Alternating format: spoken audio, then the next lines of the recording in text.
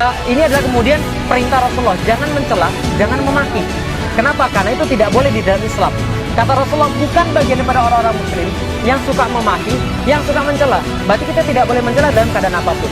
Kritik boleh. Kalau antum diam terhadap kezaliman, ada hukum yang lain. Pernah dengar ada hadis begini? Allah memerintahkan malaikat azab untuk turun ke dunia mengazab satu kaum yang berlebihan. Sampai di situ, dia balik lagi pada Allah. Malaikatnya bilang, ya Allah, masa aku azab mereka, ya Allah? Itu di bawah itu ada orang lagi sholat, ada orang lagi sholat, lagi zikir. Gimana ya masa aku zikir sementara ada orang masih sholat? Apa kata Allah? Balik lagi ke bawah, azab orang itu mulai dari orang yang sholat tadi. Loh, kok bisa gitu? Kata Allah, karena dia orang yang tidak memerah wajahnya ketika melihat kezaliman. Paham gak maksudnya? Ada orang yang ngelihat kezaliman biasa aja. Ada orang yang ketika ngelihat Rasul Dina biasa aja, ngomongnya nggak apa-apa, biarin aja, yang penting kita tuh adem, sabar. Antum diazab Allah duluan. Paham maksudnya? Antum membiarkan kezaliman terjadi di negeri ini. Antum melihat ada banyak kesalahan yang terjadi, ada banyak kezaliman yang terjadi, yang harusnya diurus dengan cara Islam nggak diurus dengan cara Islam. Banyak orang-orang mati gara-gara perilaku segelintir orang. Banyak orang-orang dirugikan gara-gara perilaku segelintir orang. Antum diemin, Allah azab antum duluan. Paham gak kira-kira saya? Makanya Hamzah itu ketika menyampaikan Islam di depan penguasa zalim, lalu dibunuh oleh penguasa, maka Rasul katakan, Sayyidu syuhada Hamzah. Sesungguhnya pemimpin para syuhada adalah Hamzah.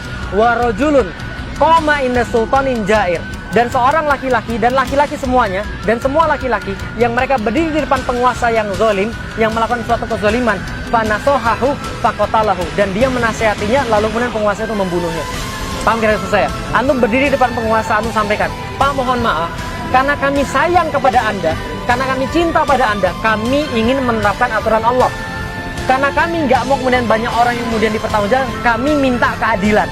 Bisa dipahami sampai di sini? Kita nggak mencela, kita menasihati. Menasihati beda dengan mencela. Lah kalau ada kemudian ulama-ulama, jangan dicela juga. Kenapa? Ingat baik-baik, kalau kita sudah mencela dia, orangnya sudah nggak simpatik sama kita. Kalau orang yang nggak simpatik sama kita, dia nggak mau dengar kita. Tapi kalau kita ngomongnya baik, tapi masih dibilang mencela, sudah nggak apa-apa. Yang penting anu tetap baik dan nggak mencela. Sampai di sini paham? Saya ngomong sudah kayak begini aja masih radikal nomor 2 se-Indonesia. Ya terus mau apa lagi? Ya sudah nggak ada masalah. Rasulullah yang sudah selembut itu aja masih dibilang provokator. Anu baca sirah, bagaimana Amr bin As itu mengatakan Rasulullah provokator. Padahal sudah selembut Rasulullah. Ada nggak yang seindah akhlak Rasulullah? Apalagi cuma Felix.